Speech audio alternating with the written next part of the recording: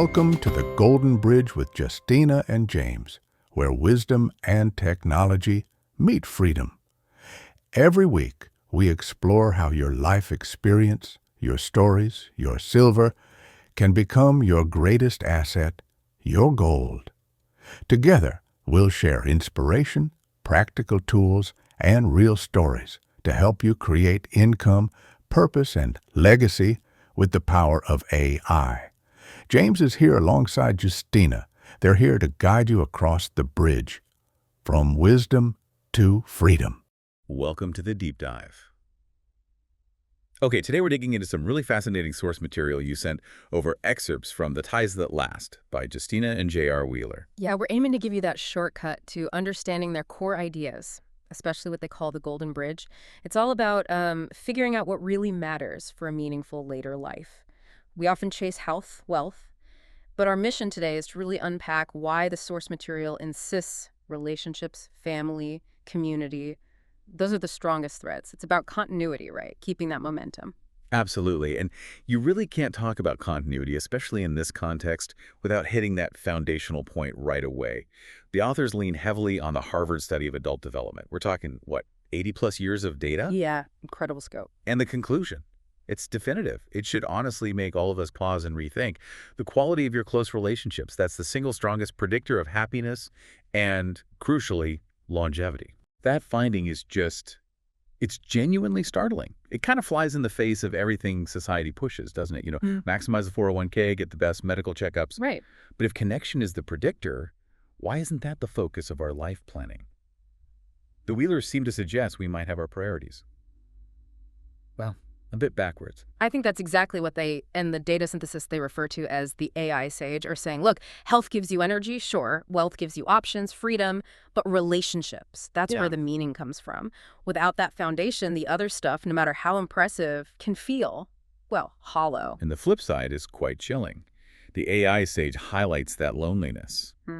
It was found to be as damaging to your long-term health as smoking or obesity. That's... Wow. It is wow. And it forces a perspective shift, doesn't it? Yeah. We'd tackle a smoking habit aggressively, right? But widespread social isolation, we almost accept it. This research frames connection not as a nice to have, but as essential preventative medicine. Medicine. That's a strong word. But the data backs it up. People with those close supportive ties, they didn't just feel better, they lived longer, they reported significantly less physical pain, and importantly, they maintained sharper memory, better cognitive function well into their 80s and 90s. Relationships are, like the authors say, anchors in storms and amplifiers in good times. The examples really bring it home. I was struck by the story of Margaret. Late 70s, widowed, quite withdrawn. She found that continuity, that ability to keep going with purpose, not through some grand gesture, but by joining a walking group, just a simple walking group. Right. It wasn't just the exercise. Exactly. It was the shared laughter, the commitment of meeting others. And that spurred her to take up painting again, something she loved but had let go. Her health improved, her mood lifted, all because she rebuilt those reliable connections. It shows how these relationships provide the texture of life. That's why that reflection question that poses is so powerful. Who do you call when the doctor gives you bad news? Or, who do you laugh with when something totally ridiculous happens? Those are the real metrics. And if those relationships are the anchor points, the source really hammers home that gratitude is maybe the fuel. It's not just feeling connected. The ties deepen and last when you actually say thank you. When you articulate that appreciation, it's active. Precisely. You have to tend to these ties. Actively maintain them. They don't just passively exist forever. Okay, so tending existing ties is crucial. But what about the modern reality? The Census Bureau stat is pretty stark. 40% of adults live in a different state from their parents. That distance is growing. How do you maintain continuity then? This is where it gets really interesting with technology becoming that bridge. Yeah, and intentionality is the absolute key word there. People are using the tech. Over 75% of folks 65 plus use video calls. That's high adoption. But, just using it doesn't guarantee deep connection. The AI sage makes this really sharp point. Technology isn't a substitute for love. It's an extension of it. That sounds optimistic. Because we all know tech can feel isolating too, right? Scrolling through photos. Does that really build continuity? Does the research offer advice on cutting through the noise, making it feel real? It does. The authors actually push back against blaming the screen itself. They say, and I love this line, the screen is not the barrier, silence is. Silence is the barrier. Yeah. The failure isn't the tool, it's the lack of effort through the tool. If you're disengaged or just quiet, you've created the distance, whether you're next door or 3,000 miles away. That flips the script. So it's not about how many video calls, but how meaningful you make them. Exactly right. Think about that virtual Thanksgiving example. Families spread across the country, but they coordinated recipes, shared their traditions, ate together over Zoom. It's about consistency. That predictable weekly call, that monthly virtual dinner, that's what turns a casual check-in into something solid, something that strengthens the tie. And Dr. Topik's research backs this up. Frequent, predictable contact correlates directly with higher life satisfaction, lower depression rates in older adults. Okay, so family ties bridged by intentional tech use. That's one anchor. But the Golden Bridge needs more supports. Let's talk friendships. I really like this concept they introduced, social fitness. The idea that mixing exercise and friendship doesn't just add benefits, it actually multiplies them. It's a critical concept, especially when you look at the health data around isolation. It's honestly stark. Yeah. The CDC finding seniors with active friendships have a 45% lower risk of mortality compared to isolated peers. 45%. That's huge. And we have to repeat that other comparison because it's so jarring. Yeah. Loneliness carrying the same health risks as smoking 15 cigarettes a day. Right. It completely reframes social fitness. It stops being this optional extra and becomes, well, essential preventative health. And Dr. Holt-Lundsted's work really cements that. Strong social ties, linked to a 50% increased chance of survival.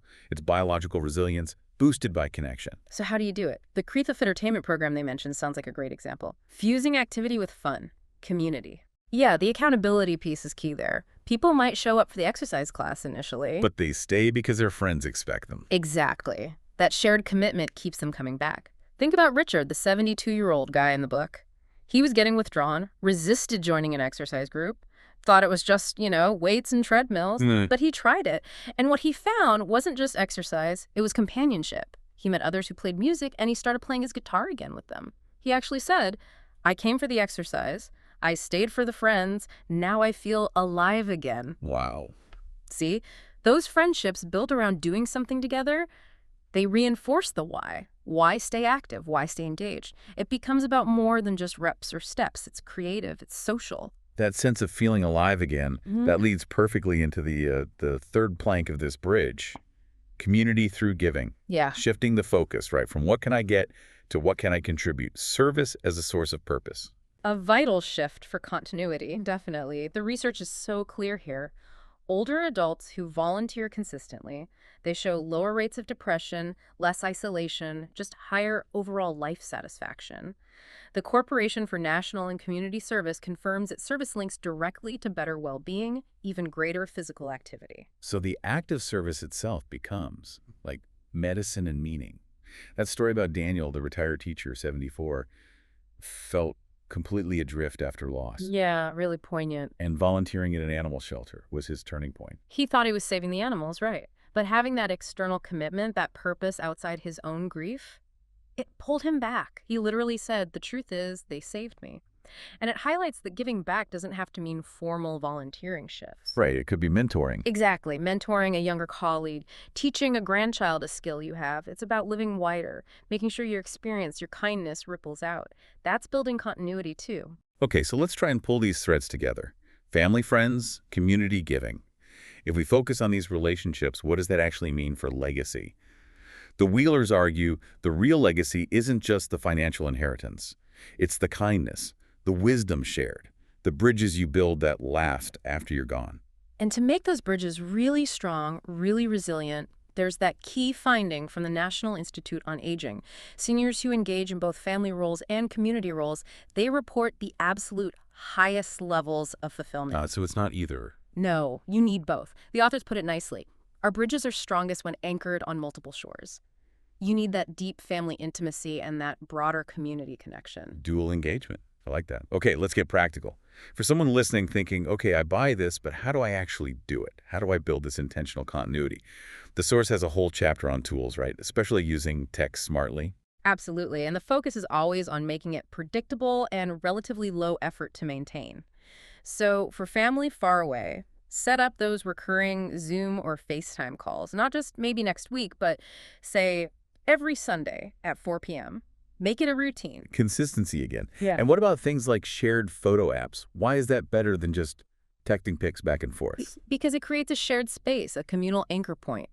Texting can be one-to-one, transactional. A shared photo stream that everyone contributes to weekly, that's collaborative. It becomes a sort of living family diary, low effort, but it keeps everyone consistently engaged in the present, bridging the distance. Okay, makes sense. And for friends, for that social fitness piece. Well, the source talks about friend pods, using things like WhatsApp or group texts just to keep the connection and momentum going between meetups. Yeah. And for finding new connections or activities, using tools like Meetup or maybe volunteermatch.org, the key tip for Meetup was interesting. Search by hobby, hiking, books, whatever, not by age. To encourage those intergenerational connections. Exactly, which the research shows are incredibly valuable and fulfilling. And AI even gets a mention.